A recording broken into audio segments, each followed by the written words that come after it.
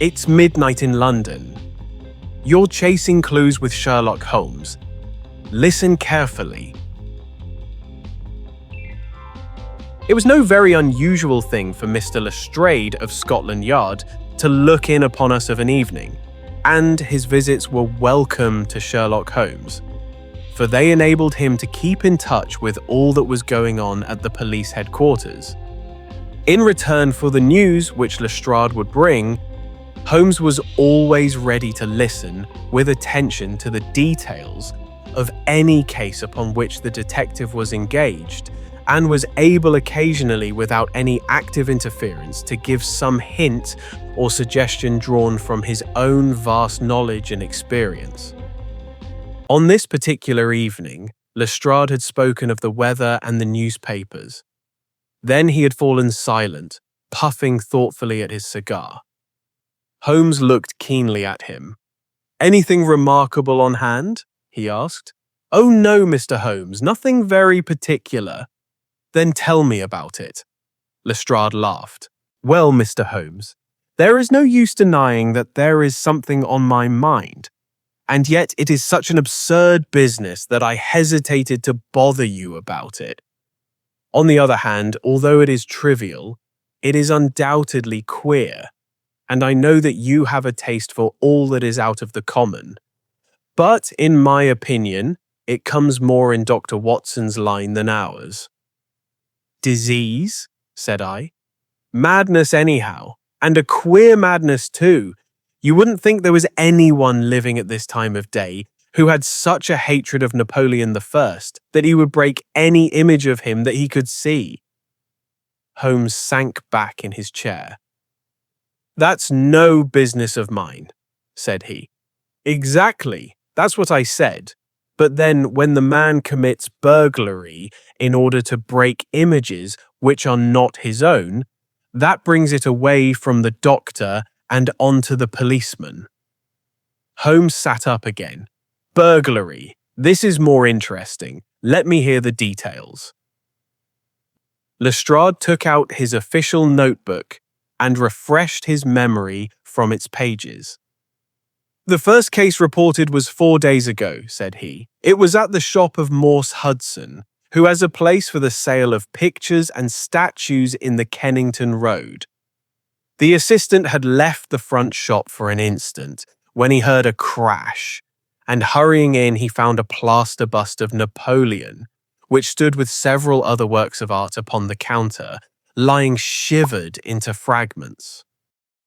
He rushed out into the road, but although several passers-by declared that they had noticed a man run out of the shop, he could neither see anyone nor could he find any means of identifying the rascal. It seemed to be one of those senseless acts of hooliganism which occur from time to time, and it was reported to the constable on the beat as such. The plaster cast was not worth more than a few shillings, and the whole affair appeared to be too childish for any particular investigation. The second case, however, was more serious and also more singular. It occurred only last night. In Kennington Road, and within a few hundred yards of Morse Hudson's shop, there lives a well-known medical practitioner named Dr. Barnicot, who has one of the largest practices upon the south side of the Thames. His residence and principal consulting room is at Kennington Road, but he has a branch surgery and dispensary at Lower Brixton Road, 2 miles away. This Dr. Barnicot is an enthusiastic admirer of Napoleon, and his house is full of books, pictures, and relics of the French emperor. Some little time ago, he purchased from Morse Hudson 2 duplicate plaster casts of the famous head of Napoleon by the French sculptor Devine. One of these he placed in his hall in the house at Kennington Road, and the other on the mantelpiece of the surgery at Lower Brixton. Well, when Dr. Barnicot came down this morning, he was astonished to find that his house had been burgled during the night, but that nothing had been taken save the plaster head from the hall. It had been carried out and had been dashed savagely against the garden wall, under which its splintered fragments were discovered. Holmes rubbed his hands.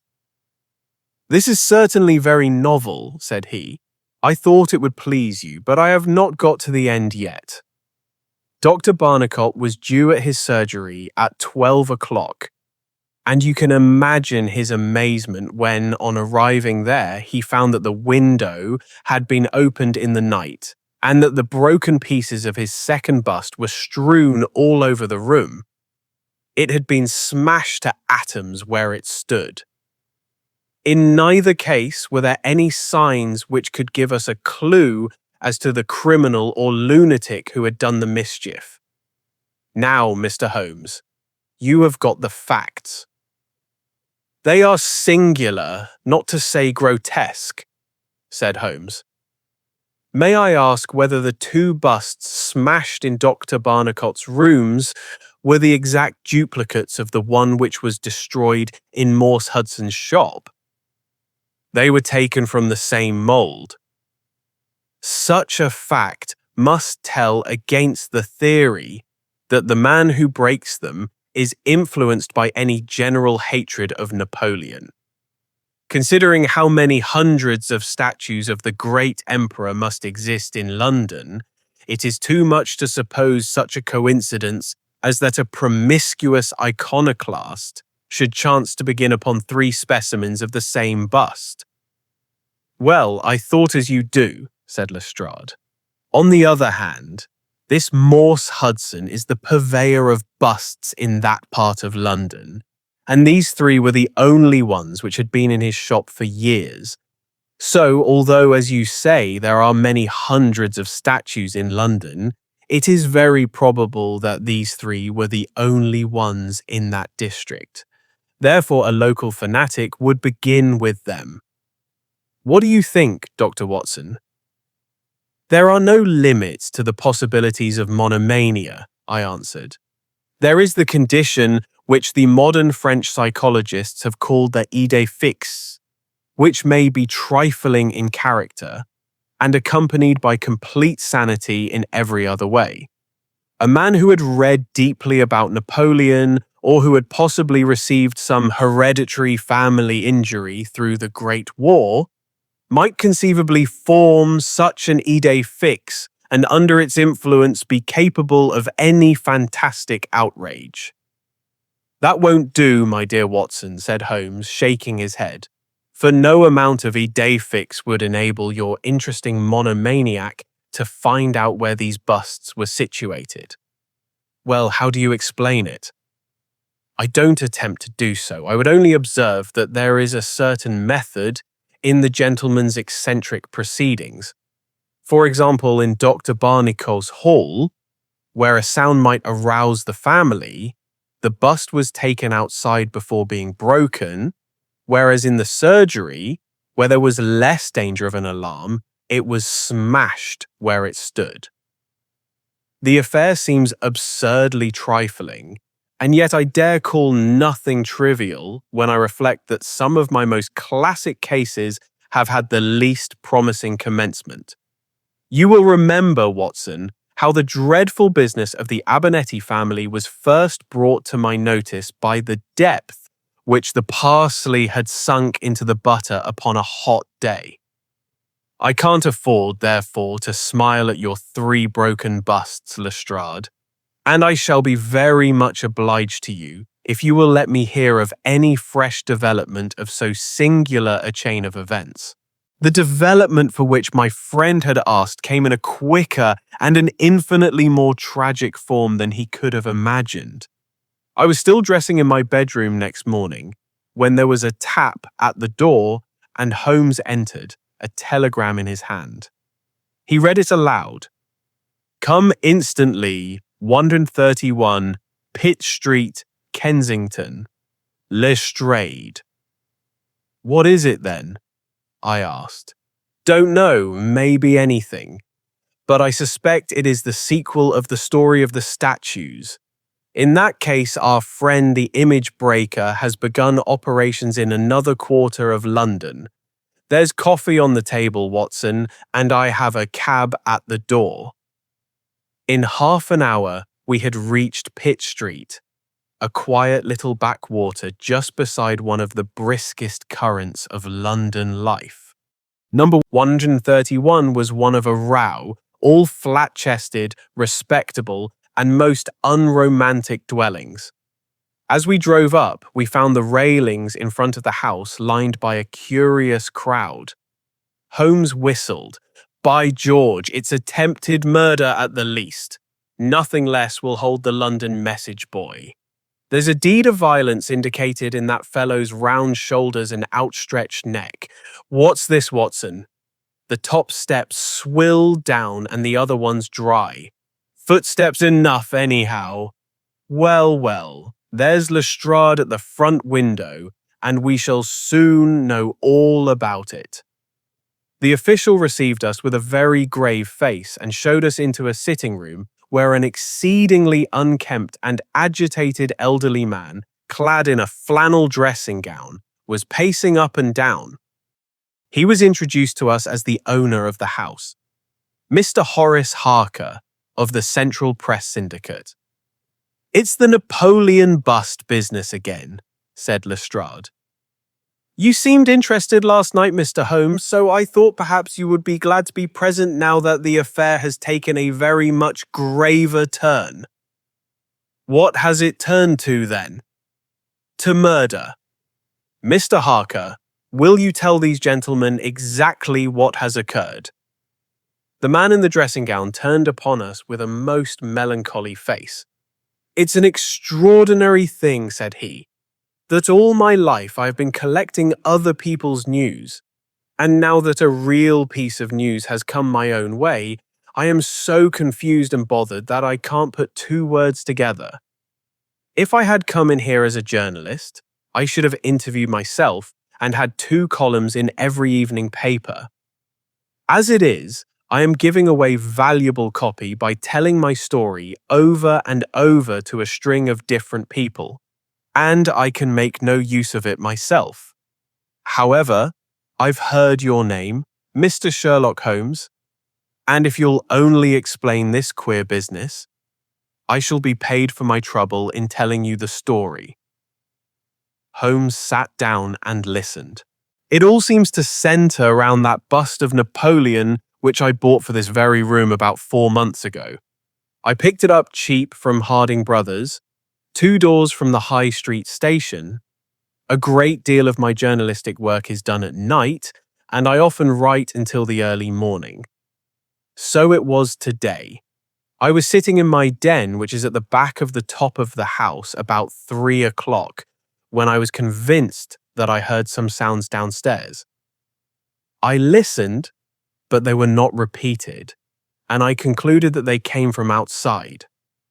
Then suddenly, about 5 minutes later, there came a most horrible yell, the most dreadful sound, Mr. Holmes, that ever I heard. It will ring in my ears as long as I live. I sat frozen with horror for a minute or two. Then I seized the poker and went downstairs. When I entered this room, I found the window wide open, and I at once observed that the bust was gone from the mantelpiece. Why any burglar should take such a thing passes my understanding, for it was only a plaster cast and of no real value whatever. You can see for yourself that anyone going out through that open window could reach the front doorstep by taking a long stride. This was clearly what the burglar had done, so I went round and opened the door.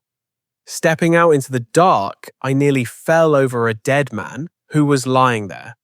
I ran back for a light, and there was the poor fellow, a great gash in his throat, and the whole place swimming in blood.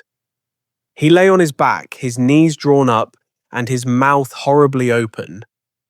I shall see him in my dreams.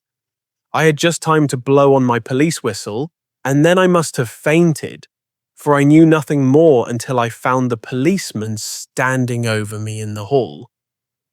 "Well, who was the murdered man?" asked Holmes. There's nothing to show who he was, said Lestrade. You shall see the body at the mortuary, but we have made nothing of it up to now. He is a tall man, sunburned, very powerful, not more than 30. He is poorly dressed, and yet does not appear to be a labourer. A horn-handled clasp knife was lying in a pool of blood beside him. Whether it was the weapon which did the deed, or whether it belonged to the dead man, I do not know. There was no name on his clothing, and nothing in his pockets save an apple, some string, a shilling map of London, and a photograph. Here it is. It was evidently taken by a snapshot from a small camera. It represented an alert, sharp-featured, simian man, with thick eyebrows and a very peculiar projection of the lower part of the face, like the muzzle of a baboon. And what became of the bust? Asked Holmes, after a careful study of this picture. We had news of it just before you came. It has been found in the front garden of an empty house in Campden House Road. It was broken into fragments. I am going round now to see it. Will you come? Certainly, I must just take one look round. He examined the carpet and the window. The fellow had either very long legs or was a most active man, said he. With an area beneath, it was no mean feat to reach that window ledge and open that window. Getting back was comparatively simple. Are you coming with us to see the remains of your bust, Mr. Harker? The disconsolate journalist had seated himself at a writing table. I must try and make something of it, said he, though I have no doubt that the first editions of the evening papers are out already with full details. It's like my luck. You remember when the Stand fell at Doncaster? Well, I was the only journalist in the Stand, and my journal the only one that had no account of it, for I was too shaken to write it. And now I'll be too late with a murder done on my own doorstep. As we left the room, we heard his pen travelling shrilly over the foolscap. The spot where the fragments of the bust had been found was only a few hundred yards away. For the first time, our eyes rested upon this presentment of the great emperor, which seemed to raise such frantic and destructive hatred in the mind of the unknown.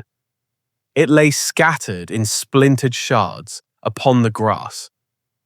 Holmes picked up several of them and examined them carefully. I was convinced, from his intent face and his purposeful manner, that at last he was upon a clue. Well? Asked Lestrade. Holmes shrugged his shoulders. We have a long way to go yet, said he, and yet, well, we have some suggestive facts to act upon. The possession of this trifling bust was worth more in the eyes of this strange criminal than a human life. That is one point.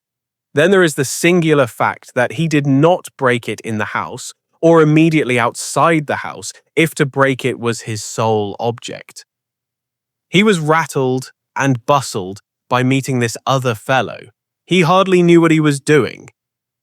Well, that's likely enough, but I wish to call your attention very particularly to the position of this house, in the garden of which the bust was destroyed. Lestrade looked about him. It was an empty house, and so he knew that he would not be disturbed in the garden. Yes, but there is another empty house farther up the street, which he must have passed before he came to this one. Why did he not break it there, since it is evident that every yard that he carried it increased the risk of someone meeting him? I give it up, said Lestrade. Holmes pointed to the street lamp above our heads. He could see what he was doing here, and he could not there. That was his reason. By Jove, that's true, said the detective. Now that I come to think of it, Dr. Barnicot's bust was broken not far from his red lamp. Well, Mr. Holmes, what are we to do with that fact? To remember it, to docket it. We may come on something later which will bear upon it. What steps do you propose to take now, Lestrade? The most practical way of getting at it, in my opinion, is to identify the dead man. There should be no difficulty about that.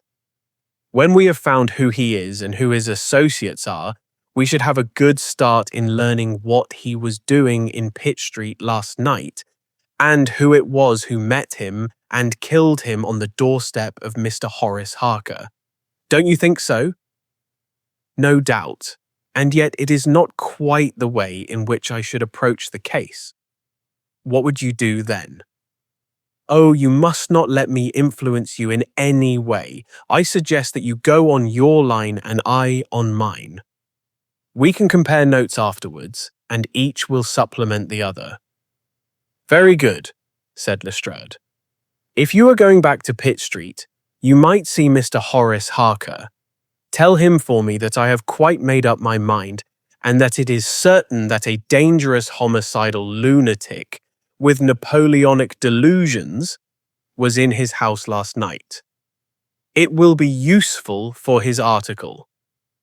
Lestrade stared. You don't seriously believe that? Holmes smiled. Don't I? Well, perhaps I don't. But I am sure that it will interest Mr. Horace Harker and the subscribers of the Central Press Syndicate. Now, Watson, I think that we shall find that we have a long and rather complex day's work before us. I should be glad, Lestrade, if you could make it convenient to meet us at Baker Street at 6 o'clock this evening. Until then, I should like to keep this photograph, found in the dead man's pocket. It is possible that I may have to ask your company and assistance upon a small expedition which will have been undertaken tonight if my chain of reasoning should prove to be correct. Until then, goodbye and good luck. Sherlock Holmes and I walked together to the High Street, where we stopped at the shop of Harding Brothers, whence the bust had been purchased. A young assistant informed us that Mr. Harding would be absent until afternoon, and that he was himself a newcomer who could give us no information. Holmes's face showed his disappointment and annoyance. Well, we can't expect to have it all our own way, Watson, he said at last. We must come back in the afternoon if Mr. Harding will not be here until then.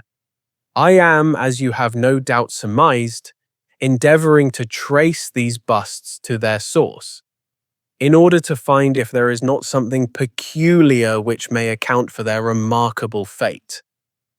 Let us make for Mr. Morse Hudson, of the Kennington Road, and see if he can throw any light upon the problem. A drive of an hour brought us to the picture dealer's establishment. He was a small, stout man, with a red face and a peppery manner. Yes, sir. On my very counter, sir, said he. What we pay rates and taxes for, I don't know, when any ruffian can come in and break one's goods. Yes, sir, it was I who sold Dr. Barnicot his 2 statues. Disgraceful, sir. A nihilist plot. That's what I make it. No one but an anarchist would go about breaking statues. Red Republicans, that's what I call them. Who did I get the statues from? I don't see what that has to do with it. Well, if you really want to know, I got them from Gelder & Co. in Church Street, Stepney. They are a well-known house in the trade, and have been this 20 years. How many had I? 3. 2 and 1 are 3. 2 of Dr. Barnicot's and 1 smashed in broad daylight on my own counter. Do I know that photograph? No, I don't. Yes, I do, though. Why, it's Beppo. He was a kind of Italian piecework man who made himself useful in the shop. He could carve a bit and gild and frame and do odd jobs. The fellow left me last week, and I've heard nothing of him since. No, I don't know where he came from nor where he went to. I had nothing against him while he was here. He was gone 2 days before the bust was smashed. Well, that's all we could reasonably expect from Morse Hudson, said Holmes, as we emerged from the shop. We have this Beppo as a common factor, both in Kennington and in Kensington, so that is worth a 10-mile drive. Now, Watson, let us make for Gelder and Comte of Stepney the source and origin of the busts. I shall be surprised if we don't get some help down there. In rapid succession, we passed through the fringe of fashionable London, hotel London, theatrical London, literary London, commercial London, and finally maritime London, till we came to a riverside city of 100,000 souls, where the tenement houses swelter and reek with the outcasts of Europe. Here, in a broad thoroughfare, once the abode of wealthy city merchants, we found the sculpture works for which we searched. Outside was a considerable yard full of monumental masonry. Inside was a large room in which 50 workers were carving or moulding. The manager, a big blonde German, received us civilly and gave a clear answer to all Holmes's questions.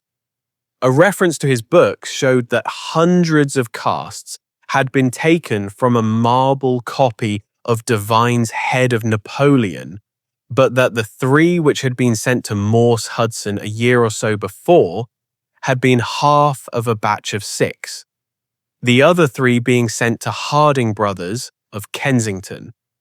There was no reason why those 6 should be different from any of the other casts. He could suggest no possible cause why anyone should wish to destroy them. In fact, he laughed at the idea.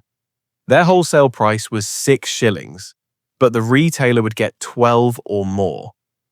The cast was taken in 2 moulds from each side of the face, and then these 2 profiles of plaster of Paris were joined together to make the complete bust. The work was usually done by Italians, in the room we were in. When finished, the busts were put on a table in the passage to dry and afterwards stored. That was all he could tell us. But the production of the photograph had a remarkable effect upon the manager. His face flushed with anger, and his brows knotted over his blue Teutonic eyes. "Ah, the rascal!" he cried. "Yes, indeed, I know him very well. This has always been a respectable establishment, and the only time that we have ever had the police in it was over this very fellow. It was more than a year ago now. He knifed another Italian in the street, and then he came to the works with the police on his heels, and he was taken here. Beppo was his name. His second name I never knew. Serve me right for engaging a man with such a face. But he was a good workman, one of the best. What did he get? The man lived, and he got off with a year. I have no doubt he is out now, but he has not dared to show his nose here. We have a cousin of his here, and I dare say he could tell you where he is." "No, no," cried Holmes. "Not a word to the cousin. Not a word, I beg of you. The matter is very important, and the farther I go with it, the more important it seems to grow. When you referred in your ledger to the sale of those casts, I observed that the date was June 3rd of last year. Could you give me the date when Beppo was arrested?" "I could tell you roughly by the pay list," the manager answered. "Yes," he continued. After some turning over of pages, he was paid last on May 20th. "Thank you," said Holmes. "I don't think that I need intrude upon your time and patience any more." With a last word of caution that he should say nothing as to our researches, we turned our faces westward once more. The afternoon was far advanced before we were able to snatch a hasty luncheon at a restaurant. A newsbill at the entrance announced Kensington outrage, murder by a madman, and the contents of the paper showed that Mr. Horace Harker had got his account into print after all. 2 columns were occupied with a highly sensational and flowery rendering of the whole incident. Holmes propped it against the cruet stand and read it while he ate. Once or twice he chuckled. "This is all right, Watson," said he. "Listen to this. It is satisfactory to know that there can be no difference of opinion upon this case, since Mr. Lestrade, one of the most experienced members of the official force, and Mr. Sherlock Holmes, the well-known consulting expert, have each come to the conclusion that the grotesque series of incidents, which have ended in so tragic a fashion, arise from lunacy rather than from deliberate crime. No explanation save mental aberration can cover the facts. The press, Watson, is a most valuable institution if you only know how to use it. And now, if you have quite finished, we will hark back to Kensington and see what the manager of Harding Brothers has to say on the matter." The founder of that great emporium proved to be a brisk, crisp little person, very dapper and quick, with a clear head and a ready tongue. "Yes, sir, I have already read the account in the evening papers. Mr. Horace Harker is a customer of ours. We supplied him with the bust some months ago. We ordered 3 busts of that sort from Gelder & Co., of Stepney. They are all sold now. To whom? Oh, I dare say by consulting our sales book, we could very easily tell you. Yes, we have the entries here. 1 to Mr. Harker, you see, and 1 to Mr. Josiah Brown, of Laburnum Lodge, Laburnum Vale, Chiswick, and 1 to Mr. Sandeford, of Lower Grove Road, Reading. No, I have never seen this face which you show me in the photograph. You would hardly forget it, would you, sir? For I have seldom seen an uglier. Have we any Italians on the staff?" "Yes, sir, we have several among our workpeople and cleaners. I dare say they might get a peep at that sales book if they wanted to. There is no particular reason for keeping a watch upon that book. Well, it's a very strange business, and I hope that you will let me know if anything comes of your inquiries." Holmes had taken several notes during Mr. Harding's evidence, and I could see that he was thoroughly satisfied by the turn which affairs were taking. He made no remark, however, save that, unless we hurried, we should be late for our appointment with Lestrade. Sure enough, when we reached Baker Street, the detective was already there, and we found him pacing up and down in a fever of impatience. His look of importance showed that his day's work had not been in vain. "Well," he asked, "what luck, Mr. Holmes?" "We have had a very busy day, and not entirely a wasted one," my friend explained. "We have seen both the retailers and also the wholesale manufacturers. I can trace each of the busts now from the beginning." "The busts!" cried Lestrade. Well, you have your own methods, Mr. Sherlock Holmes, and it is not for me to say a word against them, but I think I have done a better day's work than you. I have identified the dead man." "You don't say so?" "And found a cause for the crime." "Splendid!" "We have an inspector who makes a specialty of Saffron Hill and the Italian Quarter. Well, this dead man had some Catholic emblem round his neck, and that, along with his colour, made me think he was from the south. Inspector Hill knew him the moment he caught sight of him. His name is Pietro Vanucci, from Naples, and he is one of the greatest cutthroats in London. He is connected with the Mafia, which, as you know, is a secret political society enforcing its decrees by murder. Now you see how the affair begins to clear up. The other fellow is probably an Italian also, and a member of the Mafia.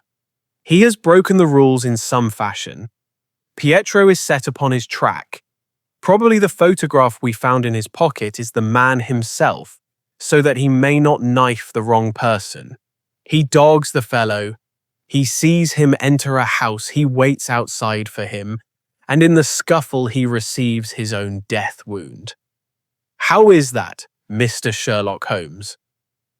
Holmes clapped his hands approvingly. "Excellent, Lestrade, excellent!" he cried. "But I didn't quite follow your explanation of the destruction of the busts." "The busts! You never can get those busts out of your head. After all, that is nothing, petty larceny, 6 months at the most. It is the murder that we are really investigating, and I tell you that I am gathering all the threads into my hands." And the next stage is a very simple one. I shall go down with Hill to the Italian quarter, find the man whose photograph we have got, and arrest him on the charge of murder. Will you come with us? I think not. I fancy we can attain our end in a simpler way. I can't say for certain because it all depends upon a factor which is completely outside our control. But I have great hopes. In fact, the betting is exactly 2-1, that if you will come with us tonight, I shall be able to help you to lay him by the heels. In the Italian quarter? No, I fancy Chiswick is an address which is more likely to find him. If you will come with me to Chiswick tonight, Lestrade, I'll promise to go to the Italian quarter with you tomorrow, and no harm will be done by the delay. And now I think that a few hours' sleep would do us all good, for I do not propose to leave before 11 o'clock, and it is unlikely that we shall be back before morning. You'll dine with us, Lestrade, and then you are welcome to the sofa until it is time for us to start. In the meantime, Watson, I should be glad if you would ring for an express messenger, for I have a letter to send, and it is important that it should go at once. Holmes spent the evening in rummaging among the files of the old daily papers with which one of our lumber rooms was packed. When at last he descended, it was with triumph in his eyes. But he said nothing to either of us as to the result of his researches. For my own part, I had followed step by step the methods by which he had traced the various windings of this complex case.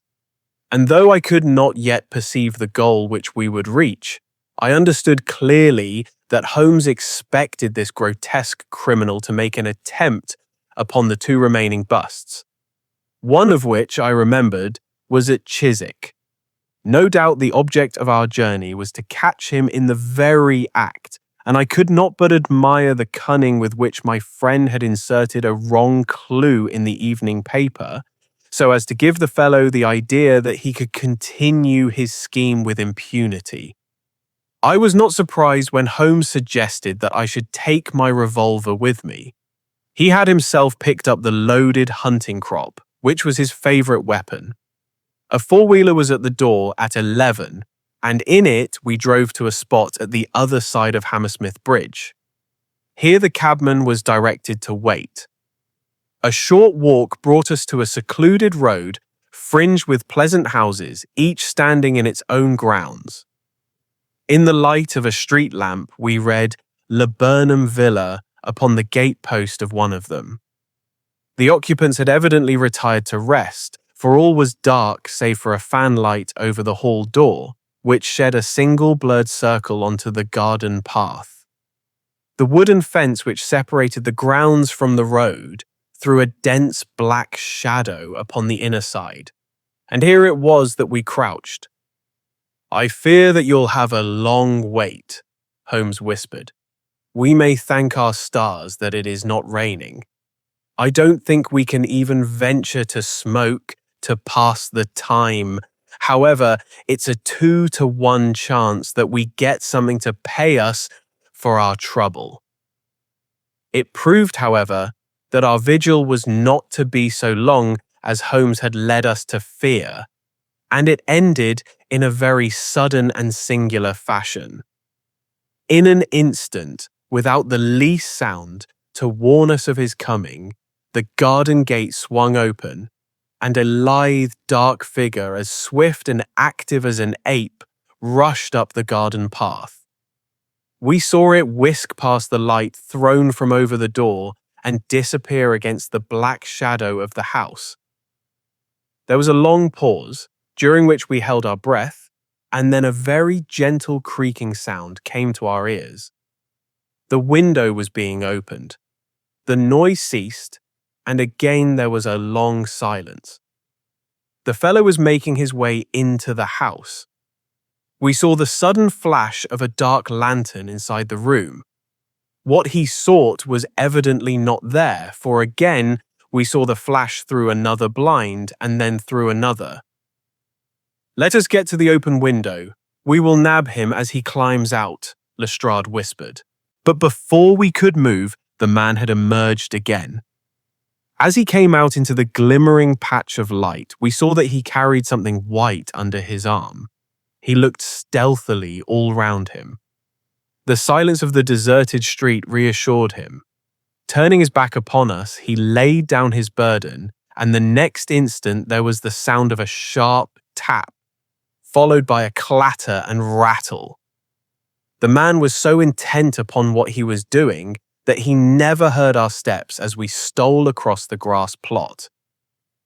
With the bound of a tiger, Holmes was on his back, and an instant later Lestrade and I had him by either wrist, and the handcuffs had been fastened. As we turned him over, I saw a hideous, sallow face with writhing, furious features glaring up at us, and I knew that it was indeed the man of the photograph whom we had secured. But it was not our prisoner to whom Holmes was giving his attention.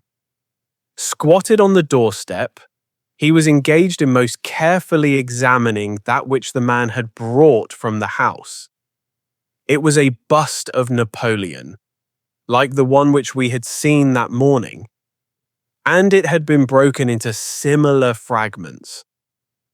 Carefully, Holmes held each separate shard to the light, but in no way did it differ from any other shattered piece of plaster. He had just completed his examination when the hall lights flew up, the door opened, and the owner of the house, a jovial, rotund figure in shirt and trousers, presented himself. "Mr. Josiah Brown, I suppose?" said Holmes. "Yes, sir, and you, no doubt, are Mr. Sherlock Holmes. I had the note which you sent by the express messenger, and I did exactly what you told me. We locked every door on the inside and awaited developments. Well, I'm very glad to see that you have got the rascal. I hope, gentlemen, that you will come in and have some refreshment." However, Lestrade was anxious to get his man into safe quarters, so within a few minutes our cab had been summoned and we were all four upon our way to London. Not a word would our captive say, but he glared at us from the shadow of his matted hair, and once, when my hand seemed within his reach, he snapped at it like a hungry wolf. We stayed long enough at the police station to learn that a search of his clothing revealed nothing save a few shillings and a long sheath knife, the handle of which bore copious traces of recent blood. "That's all right," said Lestrade, as we parted. "Hill knows all these gentry, and he will give a name to him. You'll find that my theory of the mafia will work out all right, but I'm sure I am exceedingly obliged to you, Mr. Holmes, for the workmanlike way in which you laid hands upon him. I don't quite understand it all yet." "I fear it is rather too late an hour for explanations," said Holmes. "Besides, there are one or two details which are not finished off, and it is one of those cases which are worth working out to the very end. If you will come round once more to my rooms at 6 o'clock tomorrow, I think I shall be able to show you that even now you have not grasped the entire meaning of this business, which presents some features which make it absolutely original in the history of crime. If ever I permit you to chronicle any more of my little problems, Watson, I foresee that you will enliven your pages by an account of the singular adventure of the Napoleonic busts. When we met again next evening, Lestrade was furnished with much information concerning our prisoner. His name, it appeared, was Beppo, second name unknown. He was a well-known ne'er-do-well among the Italian colony. He had once been a skillful sculptor and had earned an honest living, but he had taken to evil courses and had twice already been in jail, once for a petty theft and once, as we had already heard, for stabbing a fellow countryman. He could talk English perfectly well. His reasons for destroying the busts were still unknown, and he refused to answer any questions upon the subject. But the police had discovered that these same busts might very well have been made by his own hands, since he was engaged in this class of work at the establishment of Gelder & Co. To all this information, much of which we already knew, Holmes listened with polite attention. But I, who knew him so well, could clearly see that his thoughts were elsewhere, and I detected a mixture of mingled uneasiness and expectation beneath that mask which he was wont to assume. At last he started in his chair and his eyes brightened. There had been a ring at the bell. A minute later we heard steps upon the stairs, and an elderly red-faced man with grizzled side whiskers was ushered in. In his right hand he carried an old-fashioned carpet bag which he placed upon the table. "Is Mr. Sherlock Holmes here?" My friend bowed and smiled. "Mr. Sandeford of Reading, I suppose?" said he. "Yes, sir, I fear that I am a little late, but the trains were awkward. You wrote to me about a bust that is in my possession." "Exactly. I have your letter here. You said, I desire to possess a copy of Devine's Napoleon, and am prepared to pay you £10 for the one which is in your possession. Is that right?" "Certainly." I was very much surprised at your letter, for I could not imagine how you knew that I owned such a thing. "Of course you must have been surprised, but the explanation is very simple. Mr. Harding, of Harding Brothers, said that they had sold you their last copy and he gave me your address." "Oh, that was it, was it? Did he tell you what I paid for it?" "No, he did not." "Well, I am an honest man, though not a very rich one. I only gave 15 shillings for the bust, and I think you ought to know that before I take £10 from you." "I am sure the scruple does you honour, Mr. Sandeford, but I have named that price, so I intend to stick to it." "Well, it is very handsome of you, Mr. Holmes. I brought the bust up with me, as you asked me to do. Here it is." He opened his bag, and at last we saw, placed upon our table, a complete specimen of that bust, which we had already seen more than once in fragments. Holmes took a paper from his pocket and laid a £10 note upon the table. "You will kindly sign that paper, Mr. Sandeford, in the presence of these witnesses. It is simply to say that you transfer every possible right that you ever had in the bust to me. I am a methodical man, you see, and you never know what turn events might take afterwards. Thank you, Mr. Sandeford. Here is your money, and I wish you a very good evening." When our visitor had disappeared, Sherlock Holmes's movements were such as to rivet our attention. He began by taking a clean white cloth from a drawer and laying it over the table. Then he placed his newly acquired bust in the centre of the cloth. Finally, he picked up his hunting crop and struck Napoleon a sharp blow on the top of the head. The figure broke into fragments, and Holmes bent eagerly over the shattered remains. Next instant, with a loud shout of triumph, he held up one splinter, in which a round, dark object was fixed like a plum in a pudding. "Gentlemen," he cried, "let me introduce you to the famous Black Pearl of the Borgias." Lestrade and I sat silent for a moment, and then, with a spontaneous impulse, we both broke at clapping, as at the well-wrought crisis of a play. A flush of colour sprang to Holmes's pale cheeks, and he bowed to us like the master dramatist who receives the homage of his audience. It was at such moments that for an instant he ceased to be a reasoning machine and betrayed his human love for admiration and applause.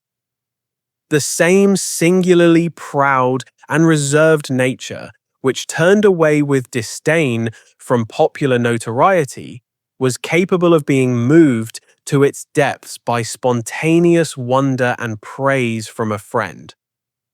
"Yes, gentlemen," said he, "it is the most famous pearl now existing in the world, and it has been my good fortune, by a connected chain of inductive reasoning, to trace it from the Prince of Colonna's bedroom at the Dacre Hotel, where it was lost, to the interior of this, the last of the 6 busts of Napoleon which were manufactured by Gelder & Co. of Stepney.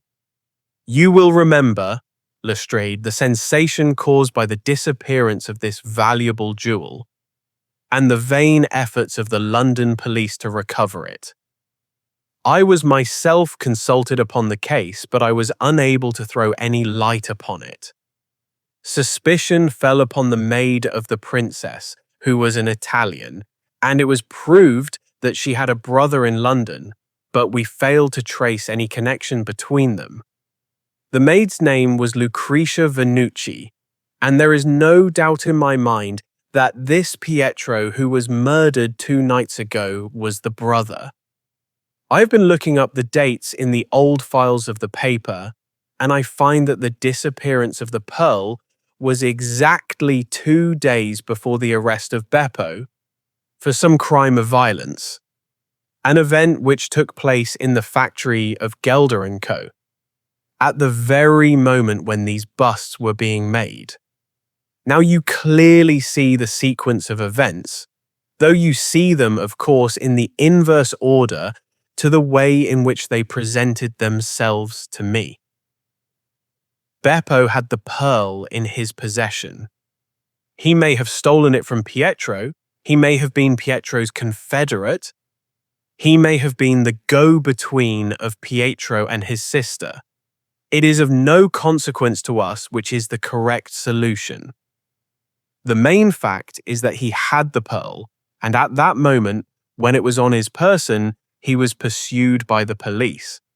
He made for the factory in which he worked, and he knew that he had only a few minutes in which to conceal this enormously valuable prize, which would otherwise be found on him when he was searched. 6 plaster casts of Napoleon were drying in the passage. One of them was still soft. In an instant, Beppo, a skillful workman, made a small hole in the wet plaster, dropped in the pearl, and with a few touches covered over the aperture once more. It was an admirable hiding place. No one could possibly find it. But Beppo was condemned to a year's imprisonment, and in the meanwhile his 6 busts were scattered over London. He could not tell which contained his treasure. Only by breaking them could he see. Even shaking would tell him nothing, for as the plaster was wet, it was probable that the pearl would adhere to it, as in fact it has done. Beppo did not despair, and he conducted his search with considerable ingenuity and perseverance. Through a cousin who works with Gelder, he found out the retail firms who had bought the busts. He managed to find employment with Morse Hudson, and in that way tracked down 3 of them. The pearl was not there. Then, with the help of some Italian employee, he succeeded in finding out where the other 3 busts had gone. The first was at Harker's. There he was dogged by his confederate, who held Beppo responsible for the loss of the pearl, and he stabbed him in the scuffle which followed. If he was his confederate, why should he carry his photograph, I asked, as a means of tracing him, if he wished to inquire about him from any third person? That was the obvious reason. Well, after the murder, I calculated that Beppo would probably hurry rather than delay his movements. He would fear that the police would read his secret, and so he hastened on before they should get ahead of him. Of course, I could not say that he had not found the pearl in Harker's bust. I had not even concluded for certain that it was the pearl, but it was evident to me that he was looking for something, since he carried the bust past the other houses in order to break it in the garden, which had a lamp overlooking it. Since Harker's bust was 1 in 3, the chances were exactly as I told you, 2 to 1 against the pearl being inside it. There remained 2 busts, and it was obvious that he would go for the London one first. I warned the inmates of the house so as to avoid a second tragedy, and we went down with the happiest results. By that time, of course, I knew for certain that it was the Borgia pearl that we were after. The name of the murdered man linked the one event with the other. There only remained a single bust, the Reading one, and the pearl must be there. I bought it in your presence from the owner, and there it lies. We sat in silence for a moment. Well, said Lestrade, I've seen you handle a good many cases, Mr. Holmes, but I don't know that I ever knew a more workmanlike one than that. We're not jealous of you at Scotland Yard. No, sir, we are very proud of you, and if you come down tomorrow, there's not a man, from the oldest inspector to the youngest constable, who wouldn't be glad to shake you by the hand. Thank you, said Holmes. Thank you. And as he turned away, it seemed to me that he was more nearly moved by the softer human emotions than I had ever seen him. A moment later, he was the cold and practical thinker once more. Put the pearl in the safe, Watson, said he, and get out the papers of the Conk Singleton forgery case. Goodbye, Lestrade. If any little problem comes your way, I shall be happy, if I can, to give you a hint or two as to its solution.